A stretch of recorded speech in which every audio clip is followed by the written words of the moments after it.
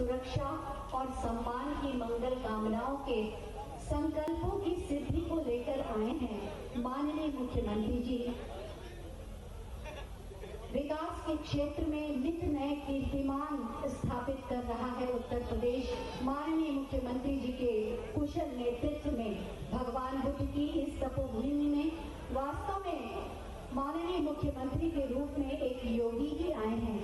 उनका सानिध्य और उनका सामिप्य किसी आशीर्वाद से कम नहीं।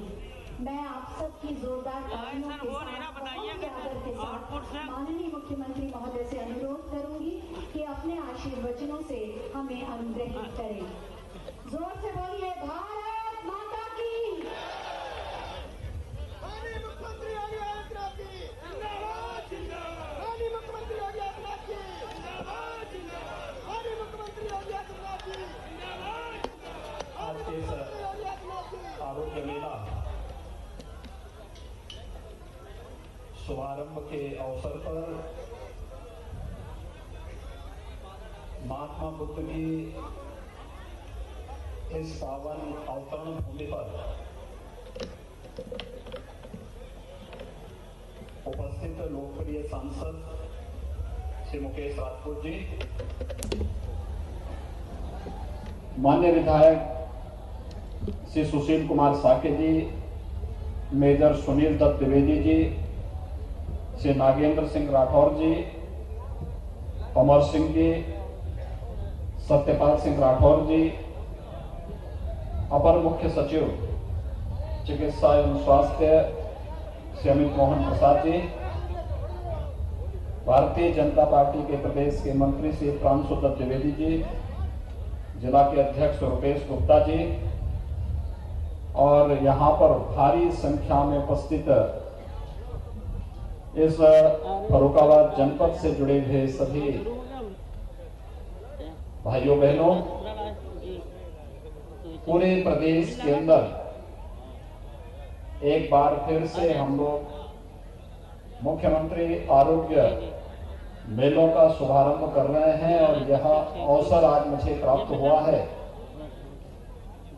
कि मैं प्रदेश के अंदर 3,400 से अधिक स्थानों पर आयोजित होने वाले इन आरोग्य मेलों का शुभारंभ महात्मा बुद्ध की इस पावन भूमि संगीता से करूं।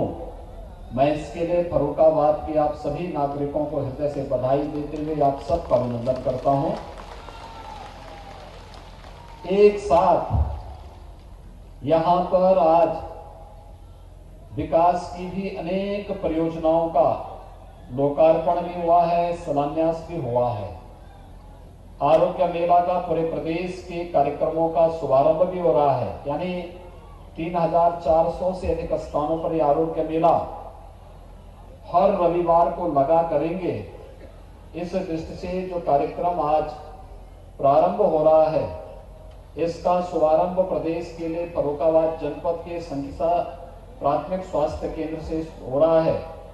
इसके लिए फर्रुखाबाद वासियों को मैं हृदय से बधाई देता हूं, आप सबके प्रति अपनी शुभकामनाएं भी देता हूं। भाइयों बहनों, पूरी दुनिया कोरोना से जूझ रही है और पिछले 10 महीनों के दौरान आपने जिस मर्यादा का, जिस अनुशासन का परिचय देकर के कोरोना पर देश की लड़ाई को विजयी बनाने के लिए पूरी प्रतिबद्धता के साथ कार्य किया है, यह अभिनंदनीय रहा है। मैं प्रधानमंत्री मोदी जी का आज के अवसर पर अभिनंदन करता हूं, जिन्होंने घोषणा कर दी है कि 16 जनवरी से कोरोना के वैक्सीन लगेंगे, यानी इस महामारी के उपचार को, इस महामारी से बचाव के लिए पूरी पुख्ता व्यवस्था हो रही है और इसके लिए 16 जनवरी से पहले चरण में चिकित्सकों को और स्वास्थ्य कर्मियों को यह वैक्सीन लगेगा। दूसरे चरण में सुरक्षा और राजस्व से जुड़े हुए कर्मियों को इसके साथ जोड़ा जाएगा। तीसरे चरण में 50 साल की उम्र के लोगों को और विभिन्न प्रकार की बीमारियों से ग्रसित लोगों को, और चौथे चरण में से सामान्य लोगों को भी इस वैक्सीन का लाभ प्राप्त हो पाएगा। और इसकी घोषणा आज हुई है। मैं इसके लिए प्रधानमंत्री मोदी जी का भी हृदय से अभिनंदन करता हूं कि उनके मार्गदर्शन में देश ने कोरोना के खिलाफ इस लड़ाई को जिस मजबूती से लड़ा, वह दुनिया के अंदर एक मिसाल बना है। और आज जब कोरोना से सफलतापूर्वक मुकाबला करते हुए हम लोग अब बचाव की उस स्थिति में आ गए हैं कि हर व्यक्ति के लिए बचाव के लिए टीका भी ले सकते हैं। और 16 जनवरी मकर संक्रांति के तत्काल बाद टीकाकरण की कार्रवाई प्रारंभ हो रही है। ये सबके लिए, पूरे देशवासियों के लिए प्रसन्नता का एक अवसर होना चाहिए। प्रधानमंत्री मोदी जी का मैं विशेष रूप से इसके लिए अभिनंदन करता हूं, उनका आभार भी व्यक्त करता हूं और देश के वैज्ञानिकों को हृदय से बधाई देता हूं, उनका अभिनंदन भी करता हूं। भाइयों बहनों, ये आरोग्य मेला वास्तव में है क्या, ये जानना बहुत आवश्यक है। याद रखना कि आरोग्यता प्राप्त करना हर एक व्यक्ति का अधिकार होना चाहिए। इस धरती पर बिना भेदभाव के शासन की योजनाओं का लाभ हर नागरिक को प्राप्त हो सके, ये शासन की पूरी इच्छा होती है, शासन की प्रतिबद्धता का एक हिस्सा होता है। लेकिन बहुत बार शासन की योजनाओं का प्रचार प्रसार नहीं हो पाता और प्रचार प्रसार न होने के नाते योजनाओं के बारे में लोगों को जानकारी नहीं हो पाती है। और जब लोग जानकारी नहीं रखते तो इसके बाद बहुत सारी योजनाओं से वंचित रह जाते हैं। अभी हम लोग आए, मंच पर आने के तत्काल बाद मेरे उद्बोधन के पहले उद्घाटन, लोकार्पण और उद्घाटन कार्यक्रम के बाद विभिन्न प्रकार की लाभार्थी परक योजनाओं के जो लाभार्थी हैं उनको मंच पर बुला करके उन्हें उनके सर्टिफिकेट उपलब्ध कराए गए। इस सर्टिफिकेट के पीछे का उद्देश्य है, ये इसलिए नहीं कि हम लोग आए हैं और उनके साथ फोटो होगी। इसके पीछे का उद्देश्य है कि जिन लोगों को मुख्यमंत्री आवास योजना का लाभ मिल रहा है, उस योजना से वह व्यक्ति जो अभी तक छूटा हुआ है, आने वाले समय में वह भी जागरूक हो जाए और वह भी योजनाओं का लाभ प्राप्त कर सके। इस योजना से उसे भी लाभान्वित किया जा सके। आयुष्मान भारत योजना या मुख्यमंत्री जन आरोग्य योजना का लाभ उस पात्र व्यक्ति को प्राप्त हो सके जो किन्हीं कारणों से पिछली सूची में छूट गया था, उसे भी इस योजना का लाभ प्राप्त हो सके। इसी प्रकार से चाहे वह वन डिस्ट्रिक्ट वन प्रोडक्ट की योजना का हो, मुख्यमंत्री स्वरोजगार योजना का हो, प्रधानमंत्री मुद्रा योजना का हो, स्टार्टअप की योजनाओं का हो, इन सभी योजनाओं के पीछे का एक ही हेतु है कि जो व्यक्ति लाभ प्राप्त कर गया उसका नाम सामने आना चाहिए कि लाभार्थी है, और जो व्यक्ति अब तक योजना का लाभ प्राप्त नहीं कर पाया है उसके मन में भी एक इच्छा होनी चाहिए कि मैं भी इस योजना का लाभ प्राप्त कर सकता हूं। और इस देश से जनप्रतिनिधि के साथ जब उसका संवाद होगा, हमारे सांसद विधायकों के साथ उसका संवाद होगा, तो इनके प्रयास से उस योजना का लाभ उस पात्र व्यक्ति को भी प्राप्त हो पाएगा। और मुख्यमंत्री आरोग्य योजना के पीछे का यही उद्देश्य है। यानी मुख्यमंत्री आरोग्य योजना के मतलब स्वास्थ्य संबंधी, पोषण संबंधी जितनी भी केंद्र और प्रदेश सरकार की योजनाएं हैं, उन योजनाओं को एक स्थान पर लोगों को उपलब्ध करवा करके हर प्राथमिक स्वास्थ्य केंद्र में प्रत्येक सप्ताह वहां पर हम लोगों को इसका लाभ उपलब्ध करवा सकेंगे। आपने देखा होगा प्राथमिक स्वास्थ्य केंद्र में आप जाएंगे, हर एक प्राथमिक स्वास्थ्य केंद्र में ऐसी ही व्यवस्था है। वहां पर डॉक्टर सामान्य बीमारियों के लिए जांच भी करेंगे, दवा भी देंगे, लेकिन साथ साथ आयुष्मान भारत के बारे में भी बताएंगे, उसका कार्ड भी उपलब्ध करवाएंगे। आयुष्मान भारत का कार्ड उपलब्ध कराने के साथ साथ किसी को ट्यूबरक्लोसिस से वो पीड़ित है, टीबी से ग्रसित है, टीबी के उपचार की व्यवस्था भी वहां उसके लिए करेंगे। अगर किसी को अन्य कोई गंभीर बीमारी हो गई है, उसकी व्यवस्था भी वहां, उसके उपचार की व्यवस्था भी वहां पर करनी है। और साथ साथ किसी भी अन्य ऐसी बीमारी के बारे में, जिन बीमारी के बारे में उसे यहां पर उपचार नहीं मिल सकता, हायर सेंटर में भेज करके उसके लिए व्यवस्था करनी है, वह भी सुविधा वहां पर उपलब्ध कराने की तैयारी के साथ साथ बच्चों को लगने वाले टीकों के बारे में जानकारी देना और साथ साथ कुपोषण के खिलाफ देश की लड़ाई को मजबूती से आगे बढ़ाने के लिए भी हम इस योजना का लाभ दे सकेंगे। यह एक इसके पीछे का उद्देश्य होता है। और इसी चीज से जब हम लोगों ने पिछले वर्ष 2 फरवरी से मुख्यमंत्री आरोग्य योजना का शुभारंभ प्रदेश के अंदर किया था, पहले दिन 1 लाख लोग आए, दूसरे मेले में ये संख्या थोड़ी और बढ़ी और जब 15 मार्च को अंतिम हम लोग इस मेले को आगे बढ़ा रहे थे, उस समय तक हर मेले में 6 लाख 7 लाख तक लाभार्थी पूरे प्रदेश के अंदर आते हुए दिखाई दिए थे। इतनी बड़ी संख्या में लाभार्थियों का आना मेले की सफलता के बारे में स्पष्ट संकेत कर रहा था। लेकिन उसी समय कोरोना के कारण इन मेलों को हमें स्थगित करना पड़ा था। आज जब कोरोना को काफी हद तक नियंत्रित किया जा चुका है और वैक्सीन भी आ गया है, तो अब हम लोगों ने फिर से इन आरोग्य मेलों का प्रारंभ कर दिया है। इसके पीछे स्वास्थ्य संबंधी योजनाओं के बारे में आपको जानकारी देना, पोषण संबंधी योजनाओं की जानकारी देना, गर्भवती महिलाओं को और नवजात शिशुओं को लगने वाले टीकों के बारे में जानकारी देना, कन्या सुमंगला योजना हो, मुख्यमंत्री जन आरोग्य योजना हो, प्रधानमंत्री आयुष्मान भारत की योजना हो, इन सभी योजनाओं का लाभ लाभार्थी को एक ही स्थान पर उपलब्ध करवाने के लिए भी हम कार्य योजना बना सकें। इस कार्य योजना के साथ यह स्वास्थ्य संबंधी आरोग्य मेलों को जगह जगह हर रविवार को हर प्राथमिक स्वास्थ्य केंद्र में पूरे प्रदेश के अंदर इन मेलों का आयोजन हो सकेगा। इस उद्देश्य से आज मुझे फर्रुखाबाद की धरती पर, भगवान बुद्ध के अवतरण की धरती पर आने का सौभाग्य प्राप्त हुआ है। मैं फर्रुखाबाद के आप सभी नागरिकों का इस अवसर पर हृदय से अभिनंदन करता हूं, आपका स्वागत भी करता हूं।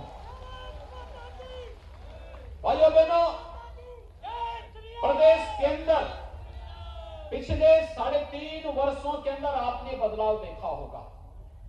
योजनाओं का लाभ गरीब को मिल रहा है। पिछले 6 वर्षों के दौरान देश के अंदर एक नया परिवर्तन देखने को मिला है। पहले एक परिपाटी बन गई थी, दिल्ली से सरकार अगर पैसा देती थी तो बीच में बिचौलिए और दलाल इतने लग जाते थे कि एक गरीब तक, एक किसान तक, एक नौजवान तक, महिलाओं तक उस योजना का लाभ नहीं पहुंच पाता था। और आज तो प्रधानमंत्री मोदी जी ने ऐसी व्यवस्था कर दी है कि अगर दिल्ली से योजना चलेगी तो सीधे लाभार्थी के खाते में पैसा बन करके जाएगा, लाभार्थी को इधर उधर भटकने की आवश्यकता नहीं पड़ेगी। और आज उसी का परिणाम है, प्रधानमंत्री आवास योजना में उत्तर प्रदेश के अंदर हम 35 लाख लाभार्थियों को एक आवास उपलब्ध कराने में सफल हुए हैं। अनुमान करिए 35 लाख लोगों को एक आवास मिल जाए, 2 करोड़ 61 लाख लाभार्थियों को शौचालय मिल जाए। मैं भी जब आ रहा था, मैं संकीसा बौद्ध स्तूप की तरफ जब जा रहा था, मैं देख रहा था शौचालय बने हुए लोगों के घर के सामने। ये शौचालय केवल शौचालय नहीं है, ये आरोग्यता का भी आधार है और नारी गरिमा का प्रतीक भी है। ये केवल एक शौचालय नहीं है, ये स्वच्छता का आधार भी है, स्वस्थ बनने की प्रेरणा का आधार भी है और साथ साथ नारी गरिमा की रक्षा का भी आधार है।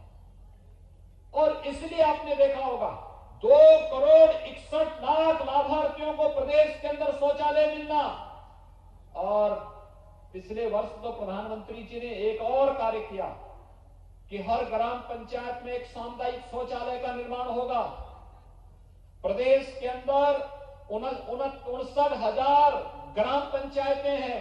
हर ग्राम पंचायत में एक सामुदायिक शौचालय का निर्माण कार्य किया जा रहा है और गांव की ही किसी महिला को उसके रखरखाव के साथ जोड़ा जा रहा है। उस महिला को 6,000 रुपए महीने का मानदेय देकर के उसके रखरखाव की जिम्मेदारी दी जा रही है।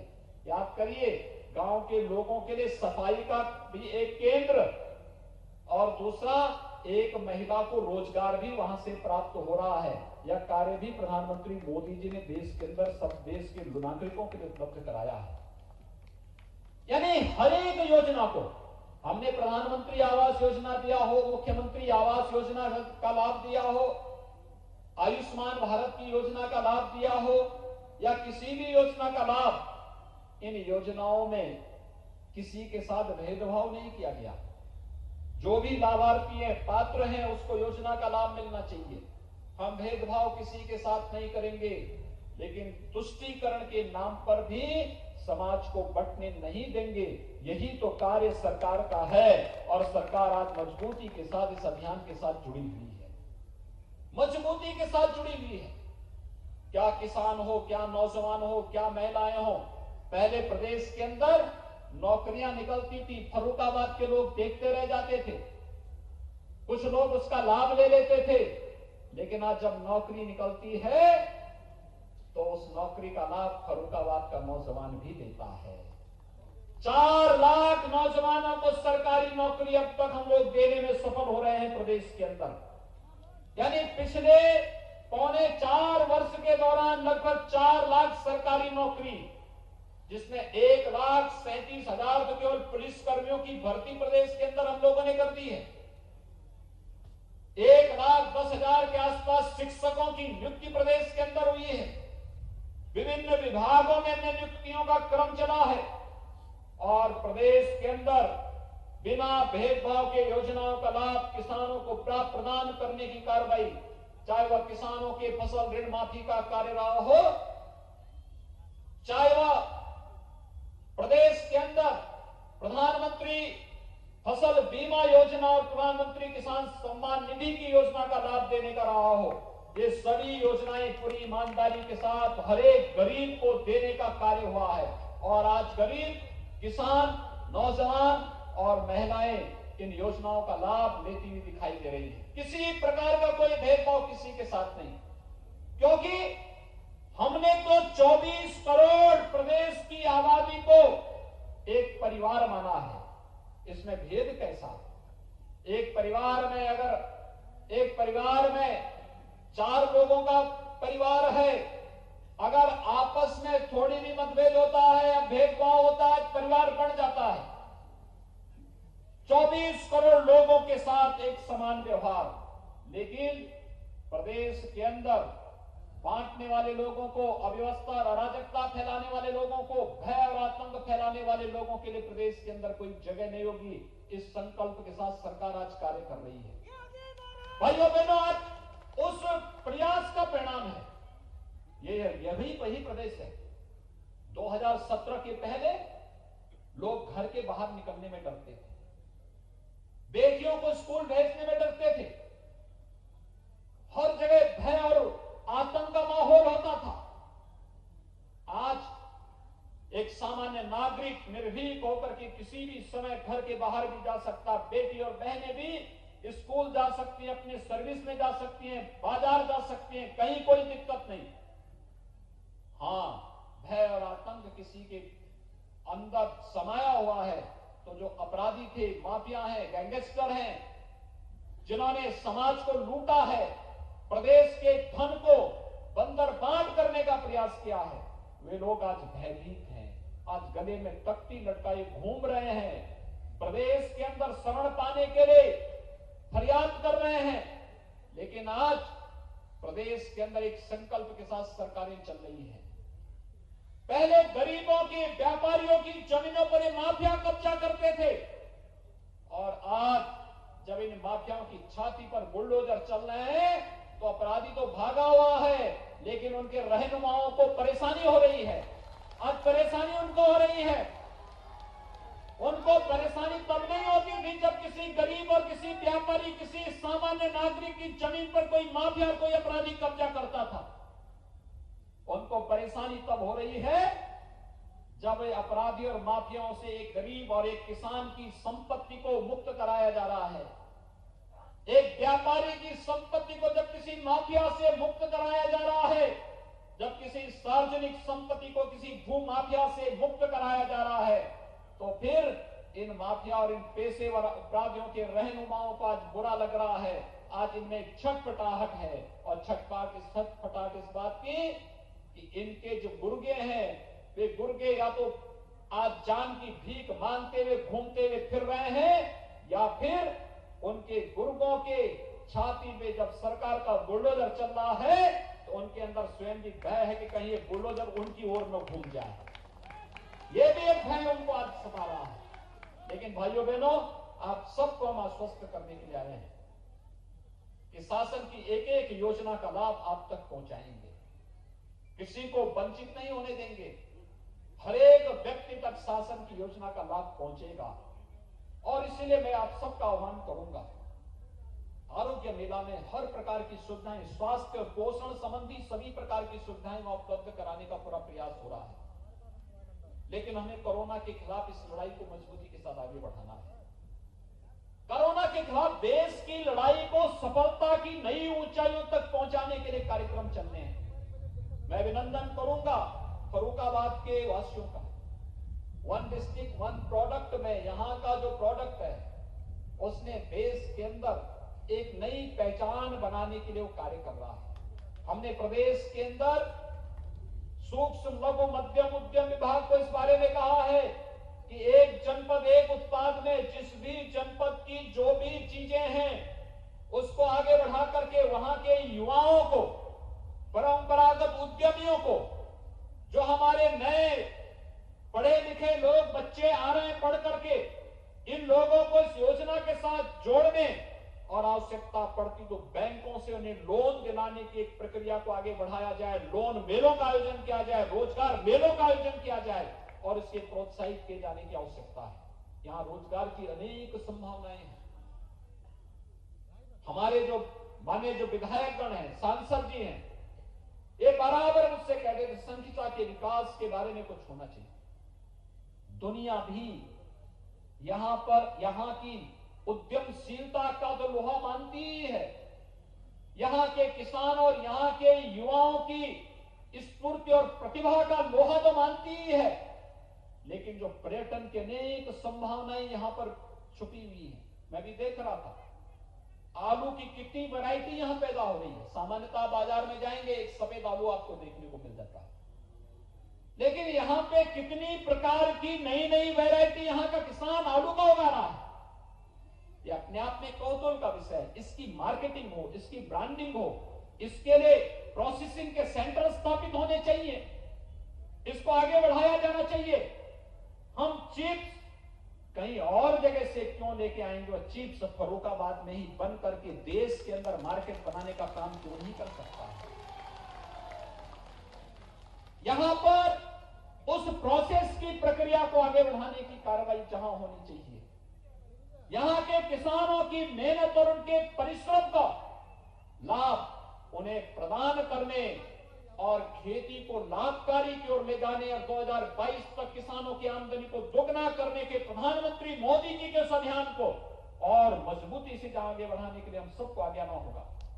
मैं चाहूंगा यहां के विकास खंड के अंदर प्रधानमंत्री कृषि इंफ्रास्ट्रक्चर फंड के माध्यम से कहीं कोल्ड स्टोरेज बने तो कोल्ड स्टोरेज आवश्यक नहीं कि बड़े बड़े कोल्ड स्टोरेज ही आप बनाए, छोटे छोटे भी बन सकते हैं।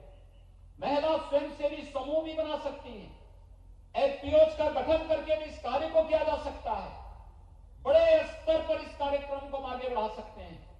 ये कार्यक्रम जिस मजबूती के साथ आगे बढ़ने चाहिए, उन सब के साथ हमारा जुड़ाव होना चाहिए और उसके लिए हर नागरिक को जागरूक होना पड़ेगा।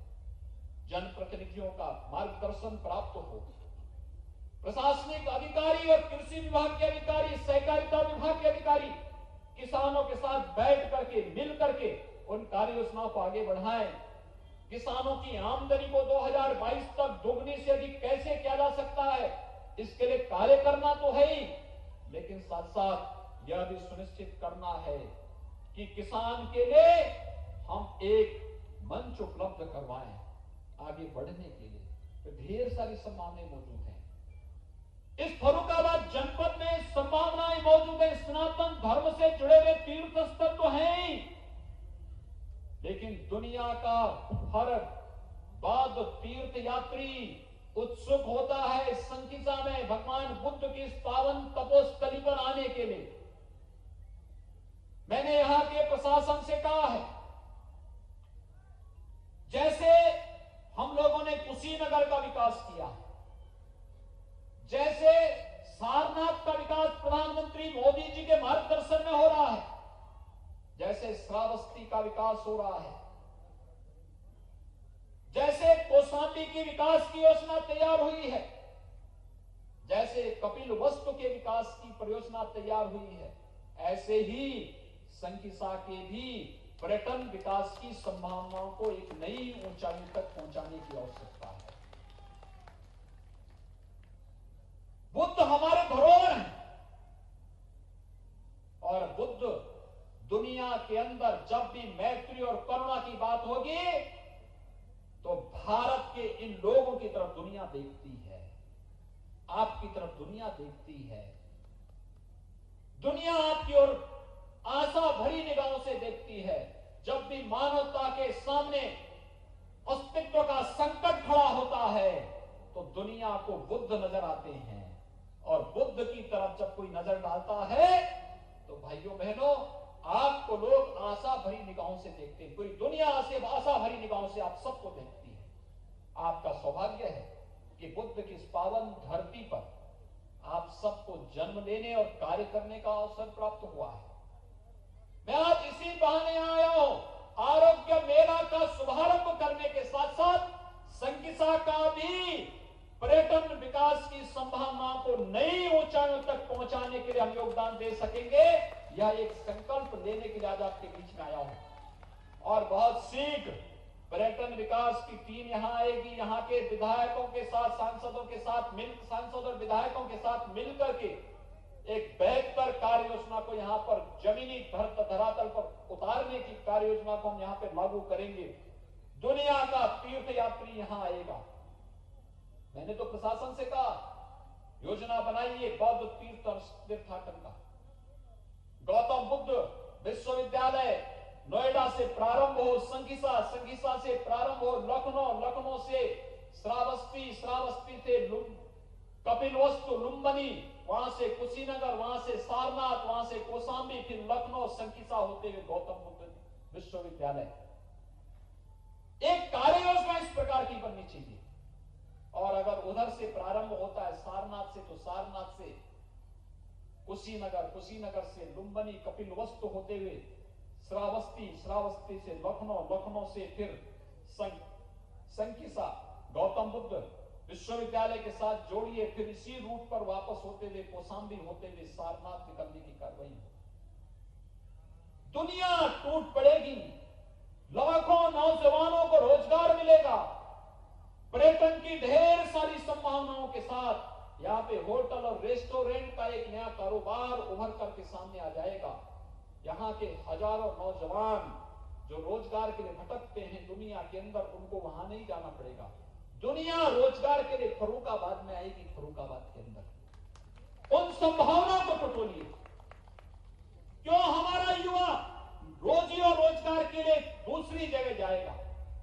हमारे नौजवान को तो नौकरी और रोजगार यहां पे इन संभावनाओं के बीच में मिलनी चाहिए, और इन संभावनाओं को आगे बढ़ाने की आवश्यकता है। मैंने देखा छापा खाने का कितना अच्छा काम यहां पे होता है, कितना अच्छा काम होता है, कितना प्राचीन कार्य होता है। मैं आपके उन पूर्वजों का अभिनंदन करता हूं जिन्होंने छापे खाने का विकास यहां पर किया। उस कालखंड में जब मशीनें नहीं थी, तब कपड़ों के अंदर किस प्रकार की डिजाइनिंग होनी है। आज तो तकनीक आ चुकी है, लोग आगे बढ़ चुके हैं, लेकिन उस समय उन्होंने जो कार्य करके दिखाया, आज की तकनीक उनके सामने फेल है। कितना अभिनंदनीय कार्य उन्होंने किया था। इस धरोहर को बचाने की आवश्यकता है, इसको आगे बढ़ाने की आवश्यकता है, इसको नई तकनीक के साथ जोड़ने की आवश्यकता है। अगर हम इन कार्यक्रमों को आगे बढ़ा सकेंगे, बहुत अच्छा कार्य होगा, बहुत अच्छी दिशा में आगे बढ़ेगा। एक बार फिर से विकास की योजनाओं को आप सबके साथ जोड़ने, आरोग्य मेला का लाभ यहाँ के लोगों को प्राप्त हो, इसका लाभ आपको देने के साथ पूरी प्रतिबद्धता के साथ इसको दोहराने के लिए आज यहाँ पर आते हुए मैं आप सबका आह्वान करूंगा। कोरोना के खिलाफ लड़ाई अंतिम चरणों में चल रही है, अंतिम चरण में चल रही है, लेकिन कोरोना के प्रति सावधानी हमें बरतनी पड़ेगी। सार्वजनिक स्थानों पर निकलते हैं, मास्क का इस्तेमाल जरूर करें। वर्ल्ड फ्लू का एक नया वो सामने आ रहा है, उसमें भी सावधानी करते हैं। सावधानी और सतर्कता इन बीमारियों से बचाएगी। सरकार अपने कार्यक्रमों के साथ बचाव के लिए पूरा आपके लिए कार्य करेगी। ये हमारे लिए एक एक नागरिक का जीवन महत्वपूर्ण है और सबकी सुरक्षा, सबको उत्तम स्वास्थ्य और आरोग्यता देना ये केंद्र और प्रदेश सरकार की प्राथमिकता में है।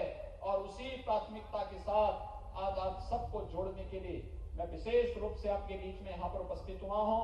मैं एक बार फिर से यहां पर संगीता के विकास के साथ साथ यहां पर इस आरोग्य मेला को प्रदेश के अंदर लागू करने के लिए मैं एक बार फिर से फर्रुखाबाद वासियों को इस मेले के साथ साथ हर रविवार को हर प्राथमिक स्वास्थ्य केंद्र में हम मुख्यमंत्री आरोग्य मेला और उसके माध्यम से स्वास्थ्य संबंधी, पोषण संबंधी सभी प्रकार की योजनाओं को वहां पर उपलब्ध करवा पाएंगे। इसका लाभ आपको और प्रदेश वासियों को प्राप्त हो पाएगा। इस विश्वास के साथ मैं इस आरोग्य मेला के शुभारंभ के अवसर पर एक बार फिर से पूरे प्रदेश वासियों को हृदय से बधाई देता हूं, अपनी शुभकामनाएं देता हूं। कोरोना वैक्सीन की घोषणा करने के लिए आदरणीय प्रधानमंत्री जी का अभिनंदन करता हूं।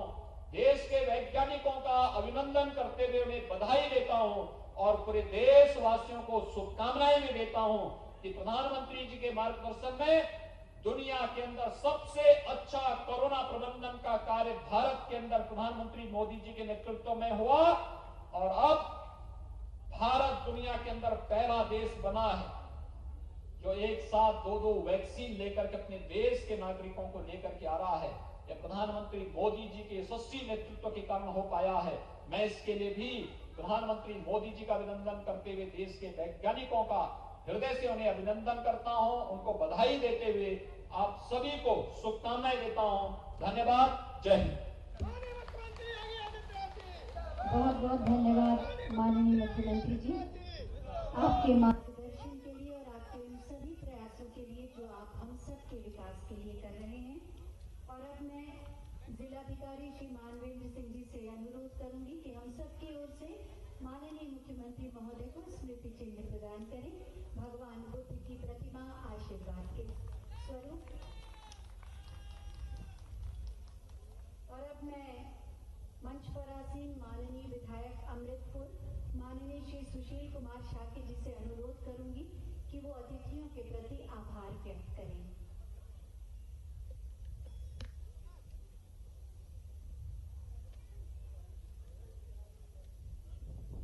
माननीय विधायक महोदय एक स्मृति चिन्ह प्रदान करेंगे माननीय मुख्यमंत्री जी को, भगवान बुद्ध की प्रतिमा, और उसके बाद उनका उद्बोधन।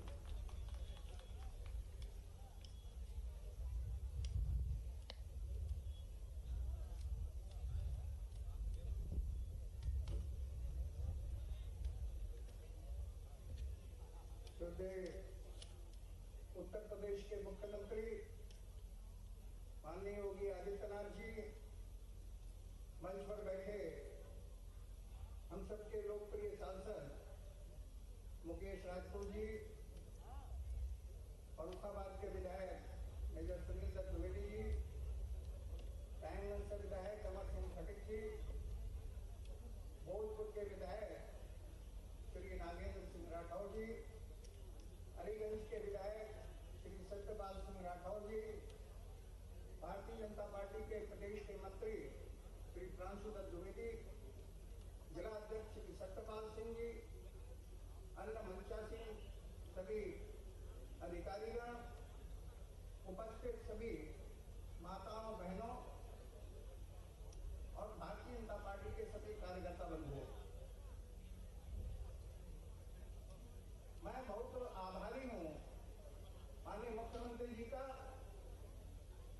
जिन्होंने संकिसा का चयन किया मुख्यमंत्री आरोग्य मेला का पूरे प्रदेश में उद्घाटन करने के लिए।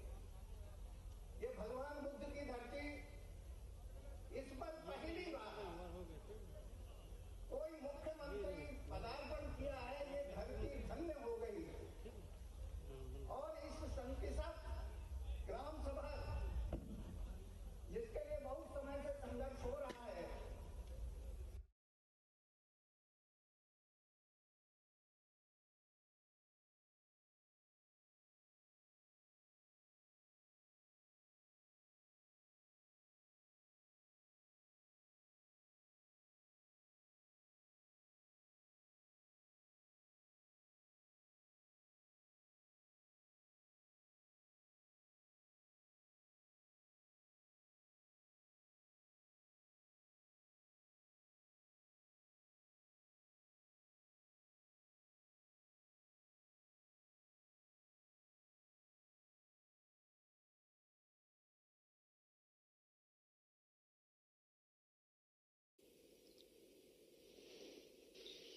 नमस्कार। भारतीय रेलवे का उपक्रम डेडिकेटेड फ्रेट कॉरिडोर द्वारा आयोजित आज के इस विशेष समारोह में हमारे बीच माननीय प्रधानमंत्री श्री नरेंद्र मोदी जी उपस्थित हैं। हम सभी आपको सादर नमन करते हैं। आज माननीय प्रधानमंत्री जी के कर कमलों द्वारा वेस्टर्न डेडिकेटेड फ्रेट कॉरिडोर के 306 किलोमीटर लंबे रेवाड़ी से मदार खंड का लोकार्पण एवं शुभारंभ होने जा रहा है। मैं अब माननीय रेल मंत्री श्री पीयूष गोयल जी से स्वागत संबोधन हेतु विनम्र अनुरोध करता हूं। माननीय रेल मंत्री श्री पीयूष गोयल जी। नमस्कार। नए भारत के शिल्पकार आदरणीय प्रधानमंत्री श्री नरेंद्र मोदी जी, हरियाणा के महामहिम राज्यपाल श्री सत्यदेव नारायण आर्य जी, राजस्थान के महामहिम राज्यपाल श्री कलराज मिश्र जी, हरियाणा के माननीय मुख्यमंत्री माननीय श्री मनोहर लाल खट्टर जी, राजस्थान के माननीय मुख्यमंत्री माननीय श्री अशोक गहलोत जी, केंद्रीय मंत्री माननीय श्री राव इंद्रजीत सिंह जी, जापान के राजदूत महामहिम श्री सतोशी सुजुकी जी, रेल परिवार, मीडिया के साथियों और समस्त देशवासियों का मैं इस शुभ अवसर पर स्वागत करता हूं। माननीय प्रधानमंत्री जी के नेतृत्व में भारतीय रेल में जिस विकास यात्रा की शुरुआत हुई, उस पर निरंतर आगे बढ़ते हुए आज हम सब एक महत्वपूर्ण मील के पत्थर पर पहुंचे। माननीय प्रधानमंत्री जी, आपके कर कमलों द्वारा आज वेस्टर्न डेडिकेटेड फ्रेट कॉरिडोर के इस 306 किलोमीटर लंबे न्यू रेवाड़ी न्यू मदार सेक्शन को राष्ट्र को समर्पित किया जाएगा। साथ ही अटेली और किशनगढ़ से 1.5 किलोमीटर लंबी मालगाड़ियों की भी शुरुआत होगी। 29 दिसंबर 2020 के दिन आपने ईस्टर्न डेडिकेटेड फ्रेट कॉरिडोर के new Khurja new Bhavpur section के उद्घाटन के दौरान जो हमें प्रोत्साहन दिया था, उससे पूरे रेल परिवार में एक नई ऊर्जा, उमंग और उत्साह का संचार हुआ है। समस्त रेल परिवार की ओर से मैं आपको कोटि कोटि धन्यवाद देता हूं। आदरणीय प्रधानमंत्री जी, आपको यह जानकर खुशी होगी कि उद्घाटन के उपरांत उस नए सेक्शन में निरंतर मालगाड़ियां चलती हैं और नई कीर्तिमान स्थापित कर रही है। कई मालगाड़ियों की औसत रफ्तार तो 90 किलोमीटर से अधिक मापी गई है। जेएमपीटी को दादरी से जोड़ने वाली 1500 किलोमीटर लंबी वेस्टर्न डेडिकेटेड फ्रेट कॉरिडोर आर्थिक दृष्टिकोण से महत्वपूर्ण है। 5 राज्यों को उत्तर प्रदेश, हरियाणा, राजस्थान, गुजरात और महाराष्ट्र को जोड़ेगी। WDFC इन राज्यों से गुजरता हुआ वो धागा है जो आपस में बांधते हुए इन क्षेत्रों के समुचित आर्थिक और सामाजिक विकास में योगदान करेगा और भारतीय अर्थव्यवस्था को एक नई गति प्रदान करेगा। लगभग 5,800 करोड़ रुपए की लागत से निर्मित न्यू रेवाड़ी न्यू मदार सेक्शन के शुरू हो जाने से हरियाणा के प्रसिद्ध ऑटोमोबाइल उद्योग, राजस्थान के खनिज उद्योगों को एक बड़ा राष्ट्रीय बाजार के साथ साथ अंतर्राष्ट्रीय बाजार भी उपलब्ध हो जाएगा। WDFC के इस हिस्से में डबल स्टैक मालगाड़ी की शुरुआत के साथ ही फैक्ट्रियों से 2 गुना माल आधे समय और कम कीमत में बंदरगाहों तक पहुंचाया जा सकेगा। माल ढुलाई को आसान, सुरक्षित और पारदर्शी बनाने के लिए भारतीय रेल द्वारा हाल ही में लॉन्च हुई फ्रेट बिजनेस डेवलपमेंट पोर्टल के माध्यम से सभी सेवाएं एक जगह पर उपलब्ध कराई जाएंगी। माननीय प्रधानमंत्री जी, इसी कड़ी में आने वाले अगले 100 दिनों में मदार को गुजरात के पालनपुर से जोड़ दिया जाएगा, जिससे गुजरात के प्रमुख पोर्ट्स कांडला, पिपावाव और मुंद्रा DFC नेटवर्क से जुड़ जाएंगे। इस कॉरिडोर में गति भी है और प्रगति भी। खनिज हो या खाद्यान्न, उपज हो या उत्पाद, रेल की रफ्तार से सभी क्षेत्रों को लाभ मिलेगा। उत्पाद को उपभोक्ताओं और बंदरगाह तक, खनिज को उद्योग तक, फर्टिलाइजर्स को खेत तक पहुंचाने में WDFC का महत्वपूर्ण योगदान रहेगा। DFC एक कॉरिडोर ही नहीं बल्कि डेवलपमेंट का डोर बनेगा, ऐसा हम सबका विश्वास है।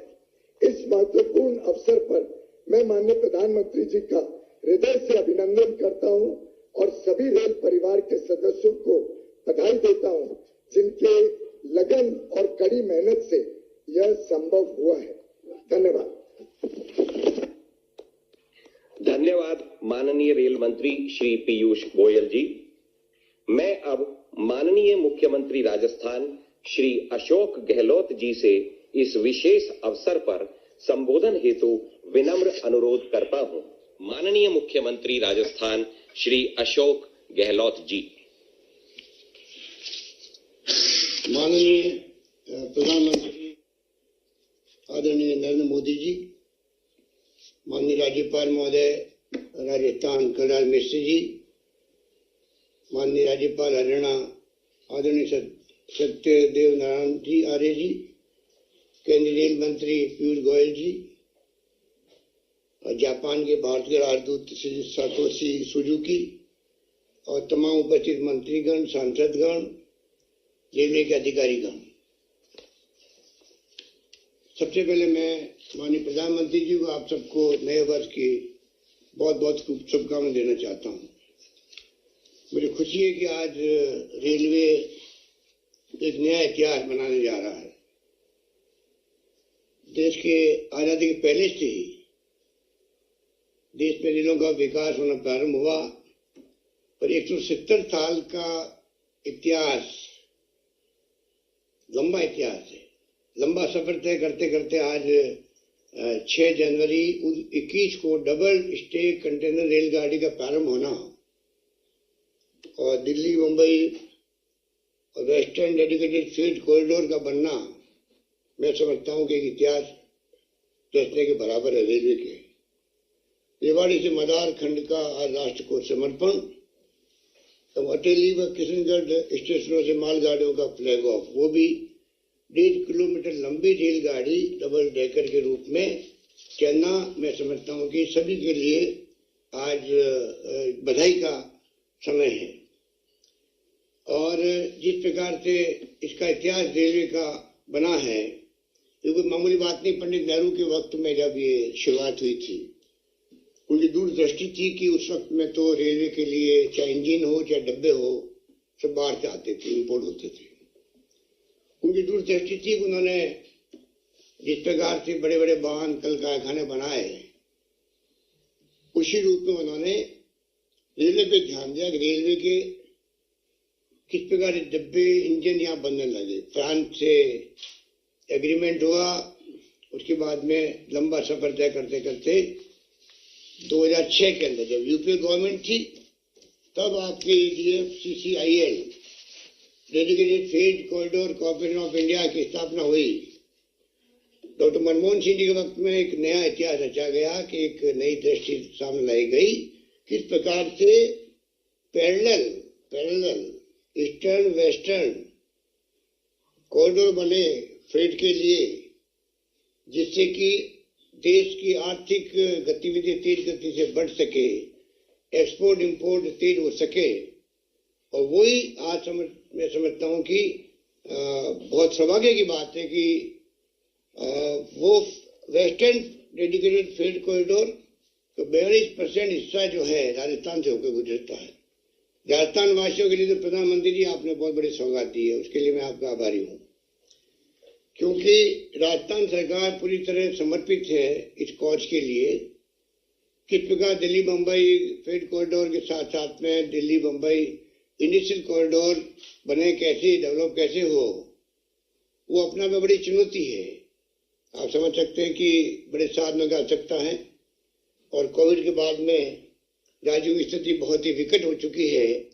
फिर भी हमारा प्रयास है किस प्रकार से खुशीखेड़ा भिवाड़ी एरिया के अंदर जो हम लोगों ने निबराना एक प्रथम चरण के अंदर नोट लिया है, दूसरा जोधपुर पाली मारवाड़ औद्योगिक क्षेत्र विकसित करने का संकल्प किया है।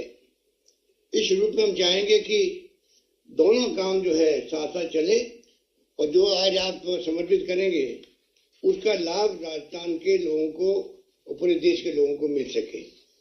मैं उम्मीद करता हूं कि जो रेलवे स्टेशन है हमने मांग करी है कि वो राजस्थान के अंदर भी एक बने, भिवाड़ी के अंदर, जिससे कि हम लोग उसका लाभ उठा सके, क्योंकि भिवाड़ी क्षेत्र में जापानी जोन है निमराना के अंदर और वो अपने आप में पूरे देश के अंदर एक अनूठा जोन है जहाँ पर जापानी पूरा जोन हो रहा है। 6000 से ज्यादा इकाई है वहाँ पर हमारी भिवाड़ी के अंदर इंडस्ट्री की, और वहाँ अगर रेलवे स्टेशन बनता है तो मैं समझता हूँ उसका लाभ जो है आने वाले वक्त में हमें मिल सकेगा। चलारपुर औद्योगिक क्षेत्र है भिवाड़ी के अंदर, वहाँ मांग करते हैं DFC का स्टेशन बने। और इसके अलावा मैं लंबी बात नहीं करता हुआ सिर्फ आपसे निवेदन करूंगा, क्योंकि आज एक मौका है कि प्रधानमंत्री जी हमारे बीच में मौजूद है और जिस रूप में काम जो हो रहा है देश के अंदर और प्रदेश के अंदर, उसमें हमारे कुछ प्रोजेक्ट जो पहले सैंक्शन हो गए थे राजस्थान के लिए, वो प्रोजेक्ट कुछ कारणों से बंद हो गए। मैं चाहूंगा कि आप प्रधानमंत्री जी आप स्वयं इतना इंटरेस्ट लेते हो रेलवे के अंदर और मंत्री पीयूष गोयल जी बैठे हुए हैं, रेलवे के अधिकारी बैठे हुए हैं, तो मैं चाहूंगा जो प्रोजेक्ट पहले सैंक्शन है प्रारंभ हो चुके थे किन्हीं कारणों से बंद हो गए हैं, उनको मैं आपको जिक्र करना चाहूंगा। कृपा करके उनका आप प्रायोरिटी दें और पुनः प्रारंभ करवाएं, जिससे कि राजस्थान के अंदर जो माहौल बना था उस जमाने के अंदर वो माहौल पुनः बन सके। नंबर 1, 2013 में Sarmathura Gangapur via Karauli railway station का शिलान्यास हो चुका था, वो बंद हो गया काम। पुष्कर से मेरता रोड नई रेल का काम, वो परियोजना विठप हो गई। एक चौथ का बड़वारा से Ajmer via Tonk railway station, इसका काम भी रोक दिया गया। एक मैं आपको कहना चाहूंगा, आग्रह करूंगा कि जो आदिवासी क्षेत्र है गुजरात से लगता हुआ डूंगरपुर, तो बांसवाड़ा डूंगरपुर रतलाम, ये 50% भागीदारी थी स्टेट गवर्नमेंट की उस जमाने के अंदर।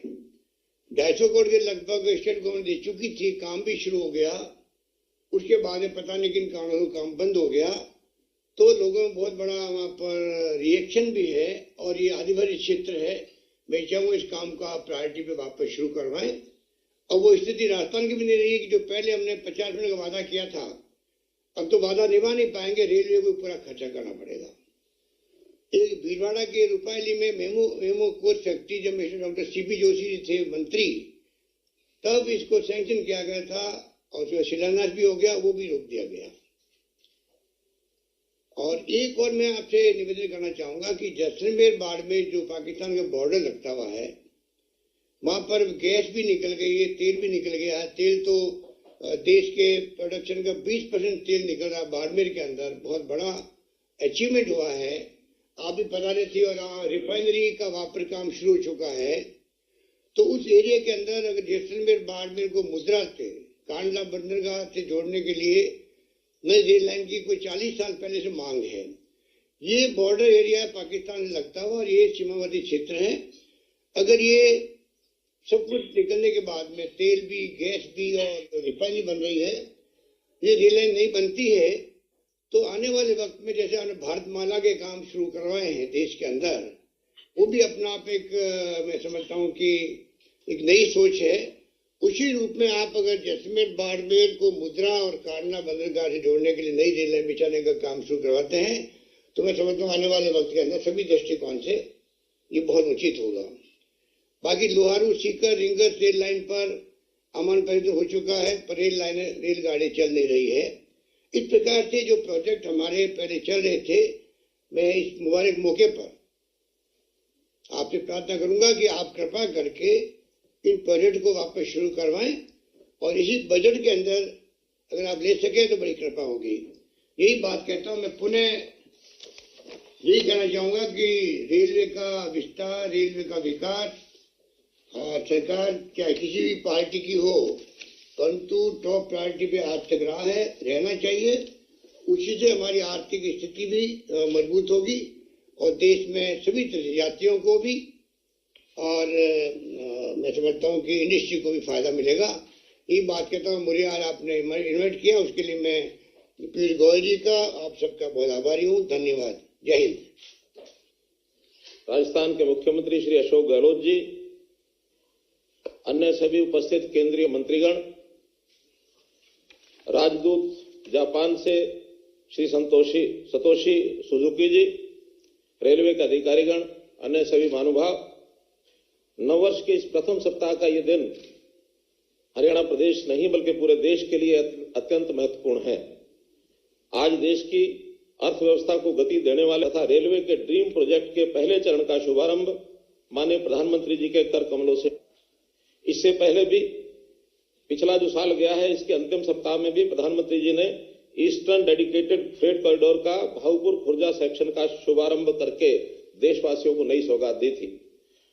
अभी भले ही 2020-2021 कोविड वर्ष होने के बाद भी प्रधानमंत्री जी आपने देश की प्रगति का पहिया रुकने नहीं दिया, लगातार इसकी रफ्तार को बनाए रखा है।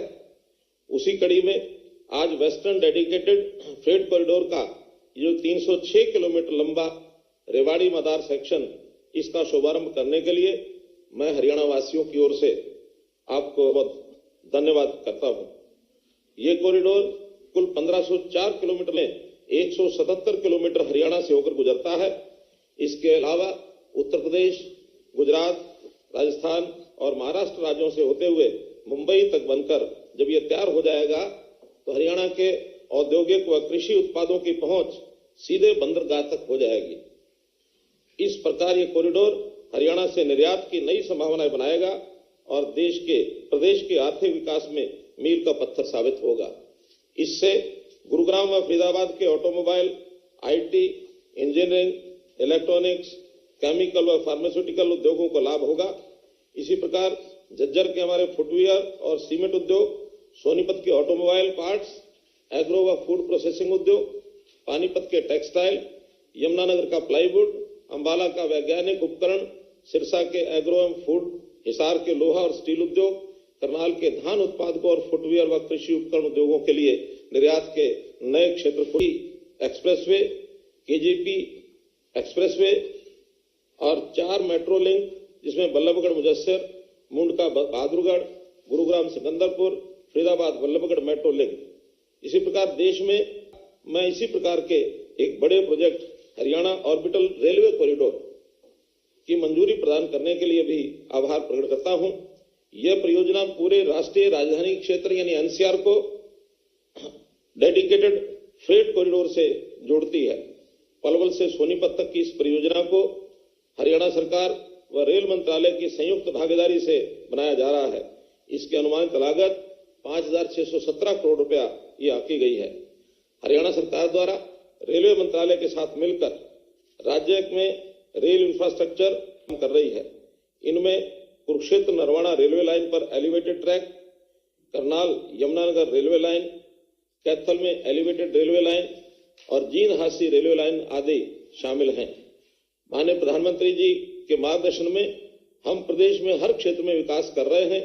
मुझे बताते हुए गर्व हो रहा है कि जब भी हरियाणा की किसी परियोजना को लेकर हम केंद्र सरकार के तो हमें भरपूर सहयोग मिलता है। माननीय प्रधानमंत्री जी, आज आपको सुनने के लिए लोगों की तीव्र इच्छा को देखते हुए श्रद्धा से आपको सुनना चाहते हैं। मैं अपनी वाणी को यहीं विराम देता हूं। बहुत बहुत धन्यवाद। धन्यवाद माननीय मुख्यमंत्री हरियाणा श्री मनोहर लाल जी। प्रधानमंत्री जी की सतत प्रेरणा एवं मार्गदर्शन में भारतीय रेलवे का उपक्रम डेडिकेटेड फ्रेट कॉरिडोर देश के चहुमुखी विकास में महत्वपूर्ण भूमिका निभाने के लिए निरंतर प्रयासरत है, जिसकी कुछ महत्वपूर्ण झलकियां एक लघु फिल्म के माध्यम से आप सभी के समक्ष आदर पूर्वक प्रस्तुत है।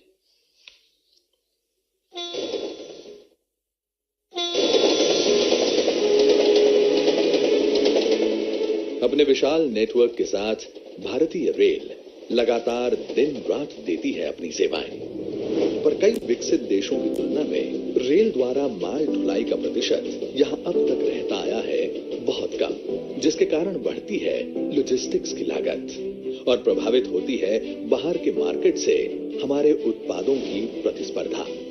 इस स्थिति को बदलने और रेलवे को आधुनिक रूप देने के लिए प्रधानमंत्री नरेंद्र मोदी जी के विजनरी लीडरशिप में लगातार कदम उठाए गए हैं।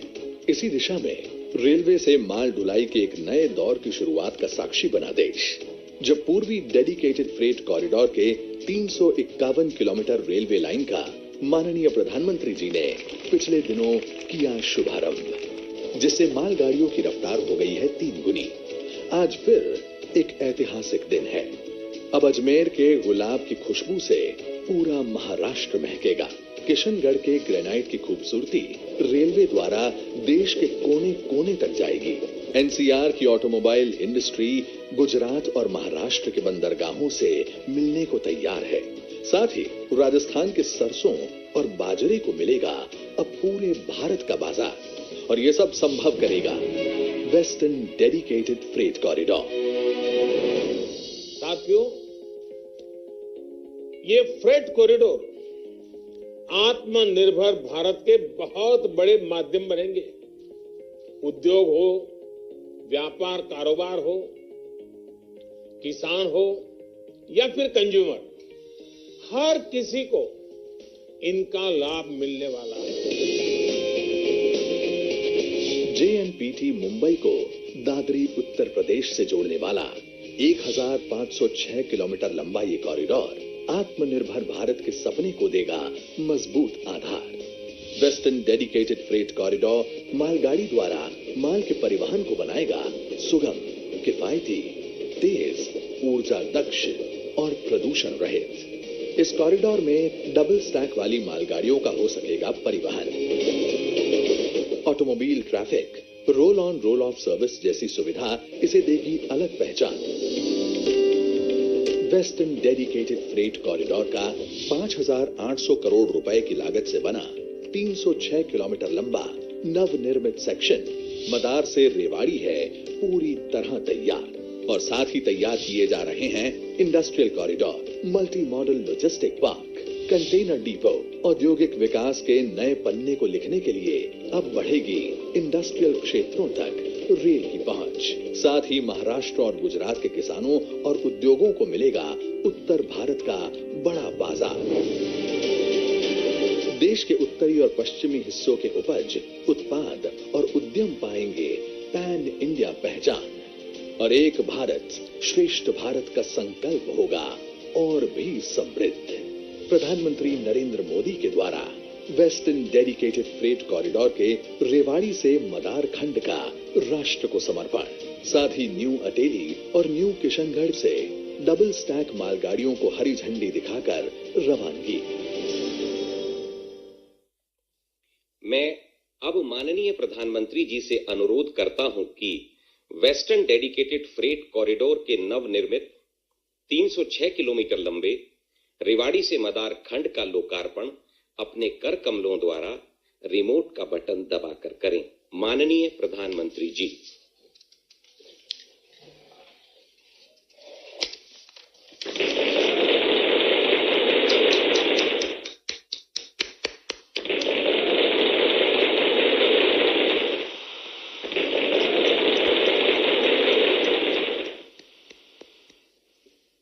धन्यवाद माननीय प्रधानमंत्री जी।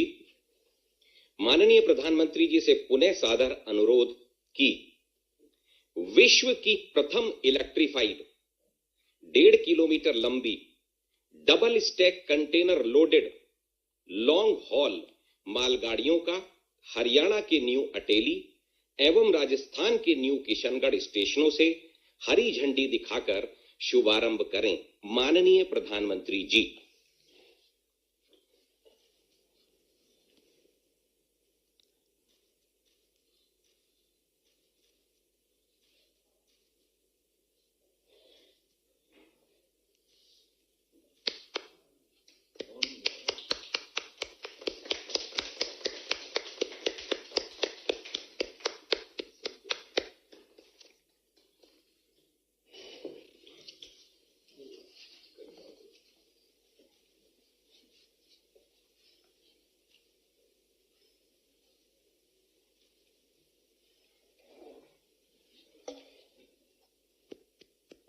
धन्यवाद माननीय प्रधानमंत्री जी।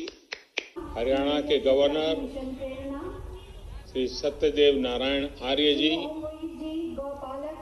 राजस्थान के मुख्यमंत्री श्री अशोक गहलोत जी, हरियाणा के मुख्यमंत्री श्री मनोहर लाल जी, उप मुख्यमंत्री श्री दुष्यंत चौटाला जी, मंत्रिमंडल में मेरे सहयोगी श्री पीयूष गोयल जी, राजस्थान के ही श्री गजेंद्र सिंह शेखावत जी, अर्जुन राम मेघवाल जी, कैलाश चौधरी जी, हरियाणा के ही राव इंद्रजीत सिंह जी, रतनलाल कटारिया जी, कृष्णपाल जी, संसद के मेरे अन्य सभी सहयोगीगण, विधायकगण,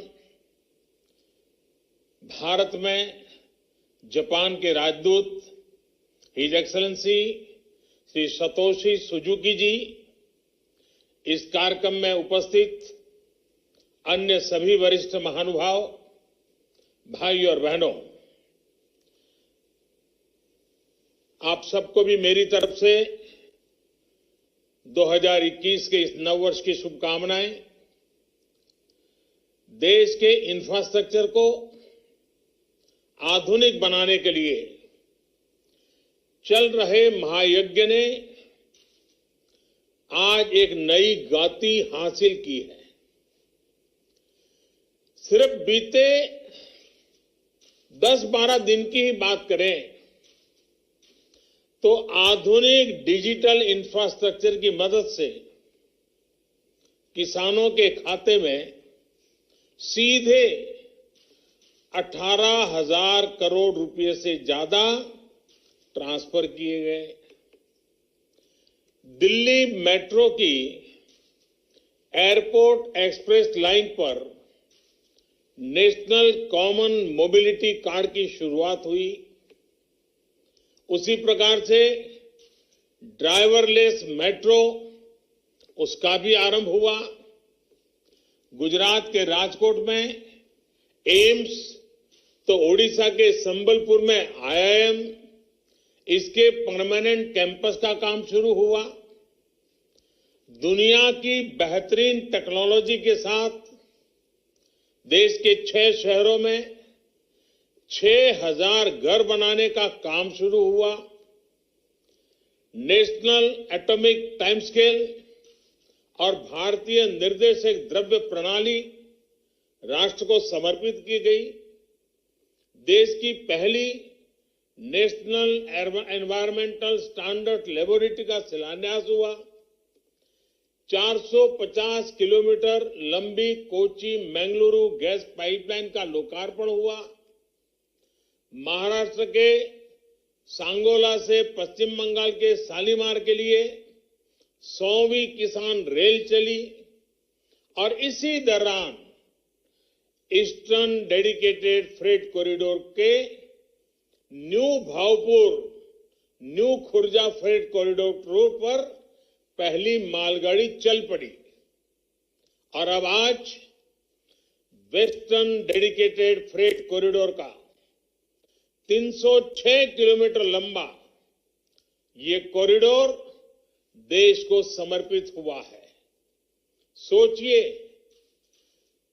सिर्फ 10-12 दिन में इतना सब कुछ, और ये तो मैं उन बातों के कह रहा हूं जिसमें जुड़ने का मुझे सौभाग्य मिला, लेकिन इसके सिवाय भी भारत सरकार के अन्य मंत्रियों के द्वारा अनेक वित्त महत्वपूर्ण सैकड़ों प्रकल्प इस 2021 के प्रारंभ से ही लोकार्पण का सिलसिला चल रहा है। जब नए साल में देश का आगाज अच्छा है तो आने वाले समय और भी शानदार जानदार होना तय है।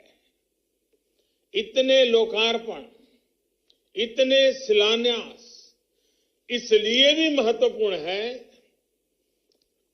क्योंकि भारत ने ये सब कोरोना के इस संकट भरे कालखंड में किया है। कुछ ही दिन पहले भारत ने कोरोना की 2 मेड इन इंडिया वैक्सीन भी स्वीकृत की है। भारत की अपनी वैक्सीन ने देशवासियों में नया आत्मविश्वास पैदा किया है। 2021 की शुरुआत के माहौल में आरंभ से ही भारत की ये तेजी आत्मनिर्भरता के लिए गति, ये सारी बातें देख करके, सुन करके कौन हिंदुस्तानी होगा, कौन मां भारती का लाल होगा, कौन मां भारत को प्रेम करने वाला व्यक्ति होगा जिसका माथा गर्व से ऊंचा न हो। आज हर भारतीय का आह्वान है, न हम रुकेंगे न हम थकेंगे, हम सब मिलकर, सब भारतीय मिलकर और तेजी से आगे बढ़ेंगे। साथियों, डेडिकेटेड फ्रेट कॉरिडोर के इस प्रोजेक्ट को 21वीं सदी में भारत के लिए गेम चेंजर के रूप में देखा जा रहा है। पिछले 5-6 वर्षों के कड़े परिश्रम के बाद आज इसका एक बड़ा हिस्सा हकीकत बन चुका है। कुछ दिन पहले जो new Bhaupur new Khurja section शुरू हुआ है, वहां मालगाड़ियों की स्पीड 90 किलोमीटर प्रति घंटा से ऊपर तक दर्ज की गई है। जिस रास्ते में मालगाड़ियों की औसत स्पीड सिर्फ 25 किलोमीटर की रही हो, वहां अब पहले से करीब करीब 3 गुना ज्यादा तेज मालगाड़ी चलने लगी है। भारत को पहले के मुकाबले विकास की यही स्पीड चाहिए और देश की ऐसी ही प्रगति चाहिए। साथियों, आज हरियाणा के न्यू अटेली से राजस्थान के न्यू किशनगढ़ के लिए पहली डबल स्टेक कंटेनर मालगाड़ी रवाना की गई है। यानी डिब्बे के ऊपर डिब्बे, वो भी 1.5 किलोमीटर लंबी मालगाड़ी में। ये अपने आप में बहुत बड़ी उपलब्धि है। भारत इस सामर्थ्य वाले दुनिया के गिने चुने देशों में आज अपनी मौजूदगी, अपनी ताकत दर्ज करा रहा है। भारत उसमें शामिल हो गया है। इसके पीछे हमारे इंजीनियरों, टेक्नीशियंस और श्रमिकों की बहुत बड़ी मेहनत रही है। देश को गर्व करने वाली उपलब्धि इस देश को देने के लिए मैं इससे जुड़े हुए सभी लोगों को, विशेष करके रेलवे के हमारे साथियों को बहुत बहुत बधाई देता हूं। साथियों, आज का दिन एनसीआर, हरियाणा और राजस्थान के किसानों हो, उद्यमी हो, व्यापारी हो, हर किसी के लिए नई उम्मीदें, नए अवसर लेकर आया है। डेडिकेटेड फ्रेट कॉरिडोर, चाहे ईस्टर्न हो या वेस्टर्न, ये सिर्फ आधुनिक माल गाड़ियों के लिए आधुनिक रूट सिर्फ नहीं है, ये डेडिकेटेड फ्रेट कॉरिडोर देश के तेज विकास के कॉरिडोर भी है। ये कॉरिडोर देश के अलग अलग शहरों में नए ग्रोथ सेंटर और ग्रोथ पॉइंट के विकास का आधार भी बनेंगे।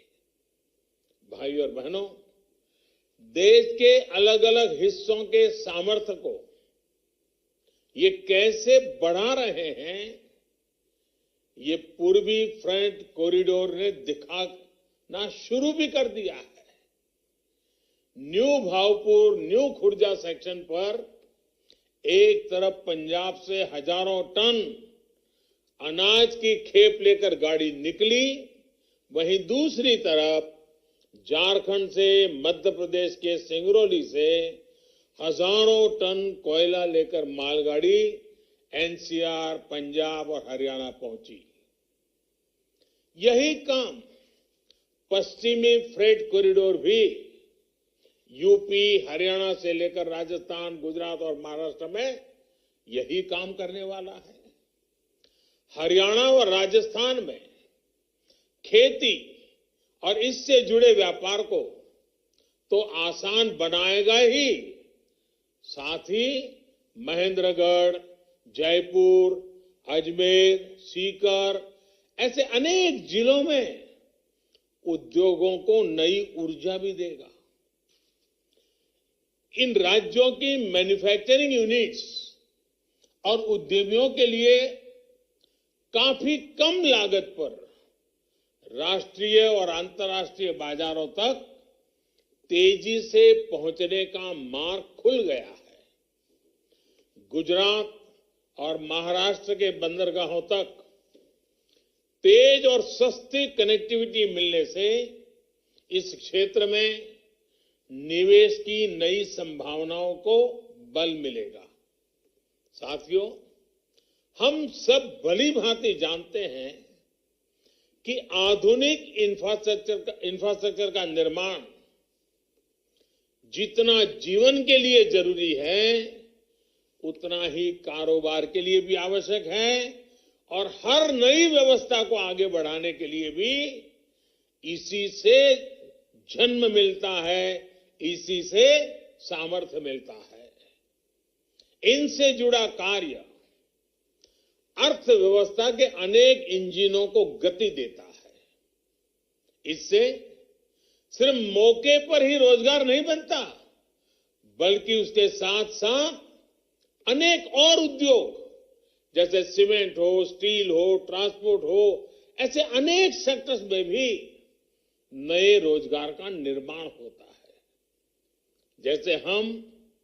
जैसे इस डेडिकेटेड फ्रेट कॉरिडोर से ही 9 राज्यों में 133 रेलवे स्टेशन कवर होते हैं। इन स्टेशनों पर इनके साथ नए मल्टी मॉडल लॉजिस्टिक पार्क बनेंगे।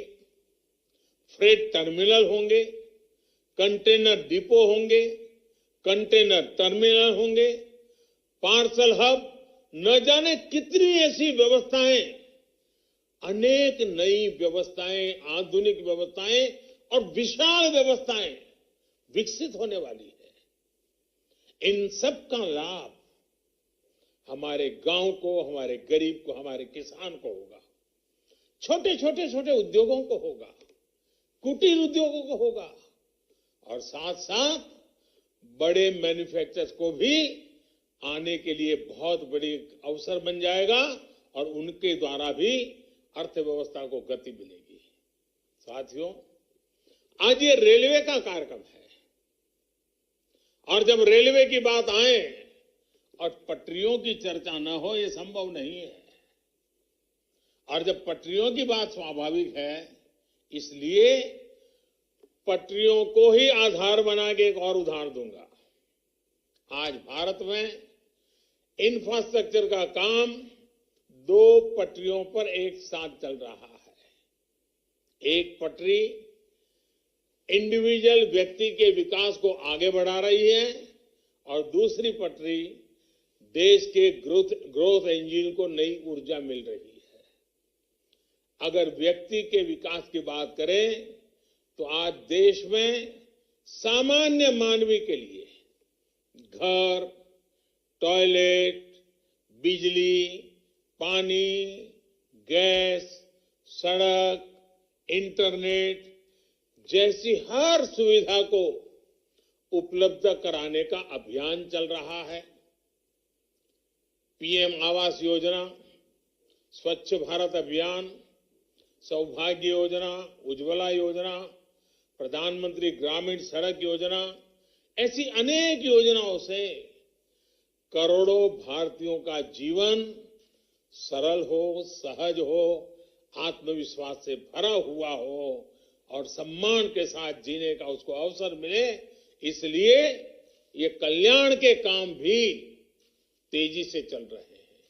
वहीं दूसरी तरफ इंफ्रास्ट्रक्चर की दूसरी पटरी का लाभ देश के ग्रोथ इंजन्स, हमारे उद्यमी, हमारी इंडस्ट्री को हो रहा है।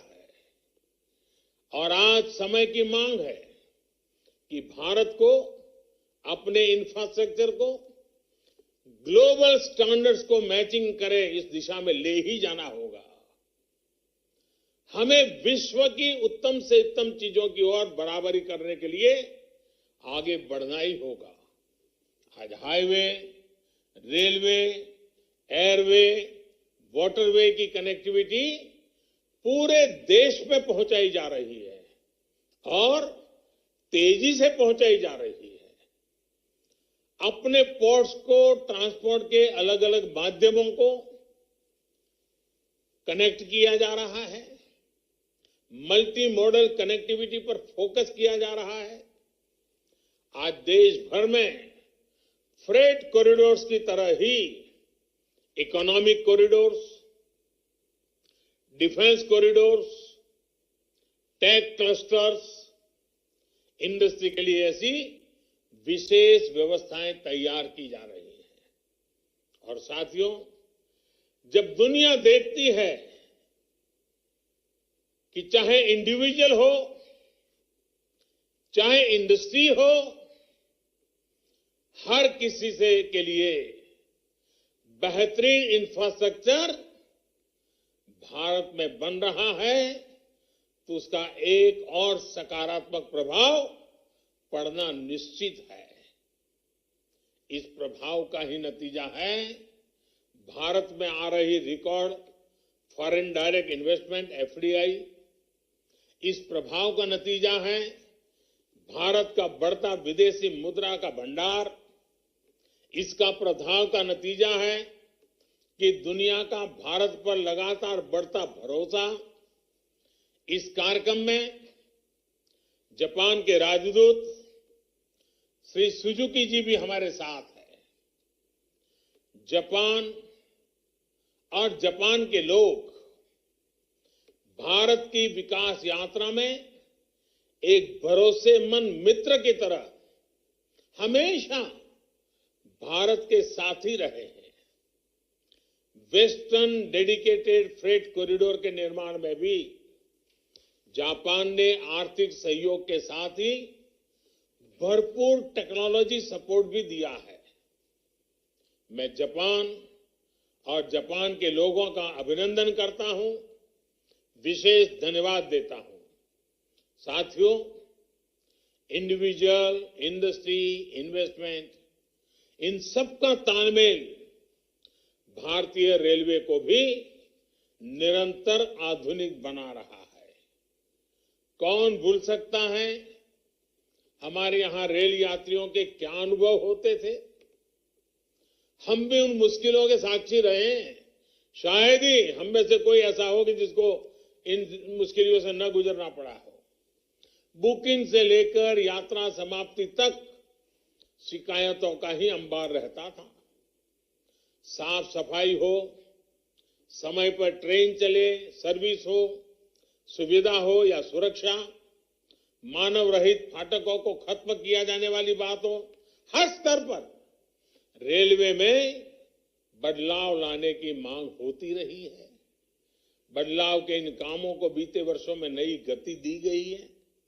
स्टेशन से लेकर के डिब्बों के भीतर तक साफ सफाई हो या बायोडिग्रेडेबल टॉयलेट्स हो, खाने पीने से जुड़ी व्यवस्थाओं में सुधार हो या टिकट बुकिंग के लिए आधुनिक व्यवस्था हो, तेजस एक्सप्रेस हो, वंदे भारत एक्सप्रेस हो या विस्टाडोम कोचेज का निर्माण, भारतीय रेलवे आधुनिक हो रही है, तेज गति से हो रही है और भारत को तेज गति से आगे ले जाने के लिए हो रही है। साथियों, बीते 6 साल में नई रेल लाइन, रेलवे लाइनों के चौड़ीकरण और बिजलीकरण पर जितना निवेश किया गया है उतना पहले कभी नहीं किया गया। रेल नेटवर्क पर फोकस करने से भारतीय रेल की स्पीड भी बढ़ी है और उसका दायरा भी बढ़ा है। वो दिन दूर नहीं जब नॉर्थ ईस्ट के हर राज्य की राजधानी रेलवे से जुड़ जाएगी। आज भारत में सेमी हाई स्पीड ट्रेन चल रही है। हाई स्पीड ट्रेन के लिए ट्रैक बिछाने से लेकर बेहतरीन टेक्नोलॉजी तक के लिए भारत में ही काम हो रहा है। भारतीय रेलवे आज मेक इन इंडिया से लेकर बेहतरीन इंजीनियरिंग की भी मिसाल बन रही है। मुझे विश्वास है कि रेलवे की ये गति भारत की प्रगति को नई ऊंचाई देती रहेगी। भारतीय रेलवे इसी तरह देश की सेवा करती रहे, इसके लिए मैं सभी रेलवे के साथियों को ढेरों शुभकामनाएं देता हूं। कोरोना काल में रेलवे के साथियों ने जिस तरह काम किया, श्रमिकों को अपने घर पहुंचाया, मुझे पक्का भरोसा है कि मेरे देश के करोड़ों करोड़ ऐसे साथियों के हमारे रेल कर्मियों पर खूब सारा आशीर्वाद बरसाया है। देश के लोगों का रेलवे के हर कर्मचारी पर स्नेह और ढेरों आशीर्वाद दिन प्रतिदिन बढ़ते रहे, यही मेरी कामना है। मैं एक बार फिर देश के लोगों को वेस्टर्न डेडिकेटेड फ्रेट कॉरिडोर के लिए बहुत बहुत बधाई देता हूं। बहुत बहुत धन्यवाद।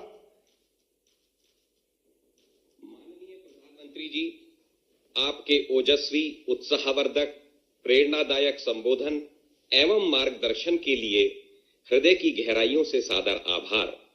भारतीय रेलवे एवं डेडिकेटेड फ्रेट कॉरिडोर का यह परिवार आपके मार्गदर्शन में दिन प्रतिदिन नित नए कीर्तिमान स्थापित करेगा। इस कार्यक्रम में हमारे साथ जुड़े सभी गणमान्य अतिथियों और महानुभावों के प्रति हम अपना धन्यवाद ज्ञापित करते हैं। जय हिंद।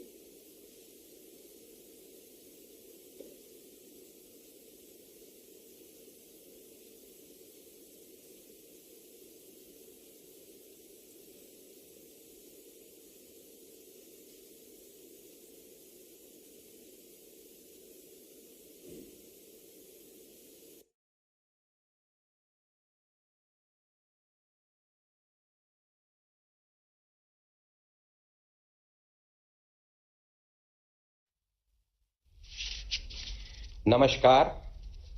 भारतीय रेल का उपक्रम डेडिकेटेड फ्रेट कॉरिडोर द्वारा आयोजित आज के इस विशेष समारोह में हमारे बीच माननीय प्रधानमंत्री श्री नरेंद्र मोदी जी उपस्थित हैं। हम आपको सादर नमन करते हैं। आज माननीय प्रधानमंत्री जी के कर कमलों द्वारा 351 किलोमीटर लंबे न्यू खुर्जा से new Bhavpur eastern dedicated freight corridor खंड का लोकार्पण एवं शुभारंभ होने जा रहा है। मैं अब माननीय रेल मंत्री श्री पीयूष गोयल जी से स्वागत संबोधन हेतु विनम्र अनुरोध करता हूं।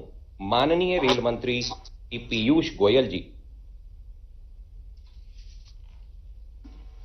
भारत को कुशल, निर्णायक और विश्वसनीय नेतृत्व देने वाले हम सबके माननीय प्रधानमंत्री श्री नरेंद्र मोदी जी, उत्तर प्रदेश की महामहिम राज्यपाल माननीय श्रीमती आनंदीबेन पटेल जी, उत्तर प्रदेश के माननीय मुख्यमंत्री योगी आदित्यनाथ जी, रेल परिवार के मेरे सभी साथीगण और वीडियो कॉन्फ्रेंस के माध्यम से जुड़े समस्त देशवासियों को मैं इस शुभ अवसर पर स्वागत करता हूं, नमस्कार करता हूं। आज का दिन भारतीय रेल के लिए ऐतिहासिक है। New Khurja new Bhavpur section पर पहली 12,000 हॉर्स पावर इंजन वाली 1.5 किलोमीटर लंबी मालगाड़ी चलेगी और प्रयागराज में ऑपरेशनल कंट्रोल सेंटर को माननीय प्रधानमंत्री जी के द्वारा देश को समर्पित किया जाएगा। लगभग 81,500 करोड़ रुपए की कुल लागत से शुरू की गई दोनों डीएफसी परियोजना सिर्फ वस्तु का ही नहीं बल्कि विकास का परिवहन करेगी। वर्तमान में एक ही रेल पटरी पर पैसेंजर ट्रेन और मालगाड़ियां दोनों चलती हैं। इस 150 वर्ष पुरानी व्यवस्था की वजह से मालगाड़ियां समय पर नहीं पहुंच पाती क्योंकि उनको रास्ते में प्रायोरिटी नहीं दी जाती। अब डीएफसी पर सिर्फ मालगाड़ियां ही चलेंगी और इससे माल ढुलाई भी बढ़ेगी। इस रूट में स्थापित उद्योग जैसे कानपुर और आगरा का चमड़ा, इटावा का ब्लॉक पेंटिंग, फिरोजाबाद का कांच, खुर्जा का पॉटरी, हाथरस का हींग और अलीगढ़ का ताला इत्यादि को अपना सामान कम समय में और अधिक मात्रा में पोर्ट तक भी भेजने की सुविधा होगी, जिससे वो निर्यात में भी इन विषयों को, इन वस्तुओं को भेज सके, विश्व स्तरीय हमारे उद्योग अपनी छाप पहुंचा सके। पूर्वी क्षेत्रों से आने वाले कोयले के परिवहन में भी तेजी आएगी, जिससे पावर प्लांट्स तक कोयला समय पर पहुंचेगा और उपभोक्ताओं को निरंतर बिजली मिलेगी। साथ ही किसान रेलगाड़ियों की संख्या में वृद्धि होगी, जिससे हमारे किसान अपनी पैदावार कम लागत और कम समय में नए बाजारों तक पहुंचा पाएंगे। आप सबको यह जानकर हैरानी होगी कि अर्थव्यवस्था के लिए इतनी महत्वपूर्ण डेडिकेटेड फ्रेट कॉरिडोर परियोजना पर पहले की सरकार ने ध्यान नहीं दिया। 2006 से 2014 तक 8 वर्षों में सिर्फ 4,200 करोड़ रुपए इस पे पूंजी निवेश की गई और एक भी किलोमीटर ट्रैक ले नहीं किया गया, बिछाया नहीं गया। इसका नुकसान हमारे व्यापारी, किसान और उद्योगों को उठाना पड़ा और साथ ही साथ पैसेंजर्स को भी सुगम सुविधा नहीं मिल पाई क्योंकि एग्जिस्टिंग रूट में बहुत कंजेशन रहा, बहुत ज्यादा ओवरलोड रहा। माननीय प्रधानमंत्री जी, आपके व्यक्तिगत रुचि से इस परियोजना को नई दिशा मिली है। आपने इसकी लगातार समीक्षा की और राज्यों से भी लंबे समय से स्थगित मामले सुलझाए तथा समय समय पर हम सबको प्रोत्साहन और प्रेरणा देते रहे। 2014 के बाद इस परियोजना पर लगभग 45,600 करोड़ रुपए से भी अधिक खर्च किए जा चुके हैं, जो पहले से लगभग 11 गुना है। आज 351 किलोमीटर लंबी लाइन शुरू हो रही है और ये हम सब के लिए अत्यंत खुशी की बात है। डेडिकेटेड फ्रेट कॉरिडोर परियोजना मेक इन इंडिया और आत्मनिर्भर भारत का सर्वोत्तम उदाहरण प्रस्तुत करती है। अत्याधुनिक उपकरणों से युक्त प्रयागराज में स्थित कंट्रोल सेंटर विश्व के सबसे आधुनिक नियंत्रण केंद्र में से एक है। इसमें 150 साल पुरानी तकनीक को बदलकर नए विश्व स्तरीय तकनीकों को लाया गया है। इस वर्ष कोविड-19 के कठिन चुनौतियों के बावजूद रेलवे ने अपने फ्रेट के नुकसान की लगभग पूरी भरपाई कर ली है। यह अब सब पिछले 5 महीनों के रिफॉर्म्स और बढ़ती आर्थिक मजबूती से संभव हुआ है।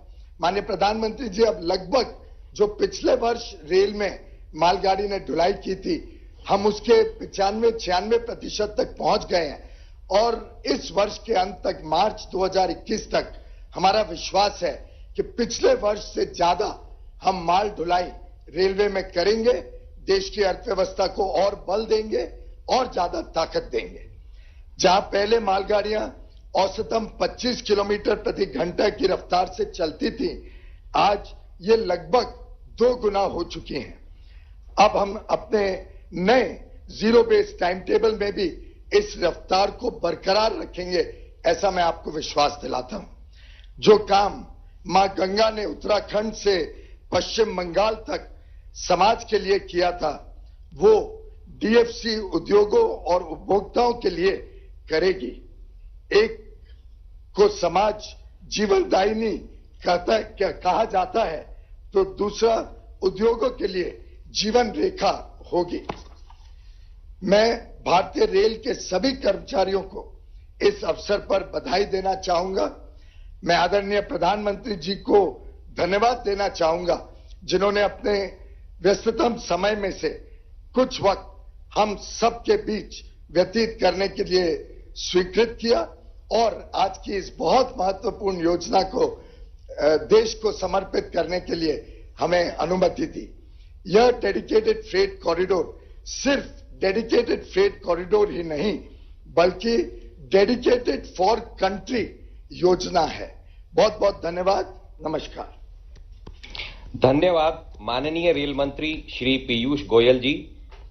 मैं अब माननीय मुख्यमंत्री उत्तर प्रदेश श्री योगी आदित्यनाथ जी से इस विशेष अवसर पर संबोधन हेतु विनम्र अनुरोध करता हूं। माननीय मुख्यमंत्री Uttar Pradesh Shri Yogi Adityanath ji. Eastern dedicated freight corridor के न्यू खुर्जा न्यू भावपुर खंड के राष्ट्र को समर्पण, प्रयागराज में परिचालन नियंत्रण केंद्र का उद्घाटन एवं new Bhaupur new Khurja station से प्रथम मालगाड़ी का शुभारंभ के आज के इस कार्यक्रम में जिनका आज सानिध्य हम सबको प्राप्त हो रहा है, देश के यशस्वी प्रधानमंत्री आदरणीय नरेंद्र मोदी जी, प्रदेश की माननीय राज्यपाल श्रीमती आनंदीबेन पटेल जी, केंद्रीय रेल वाणिज्य एवं उद्योग उपभोक्ता मामले तक खाद्य एवं सार्वजनिक वितरण प्रणाली के माननीय मंत्री श्री पीयूष गोयल जी, सभी माननीय सांसदगण, प्रदेश सरकार में मेरे सहयोगी मंत्रीगण, रेल परिवार से जुड़े हुए सभी अधिकारीगण, मैं सबसे पहले आदरणीय प्रधानमंत्री जी का हृदय से आभार व्यक्त करते हुए प्रदेशवासियों की ओर से स्वागत करता हूं,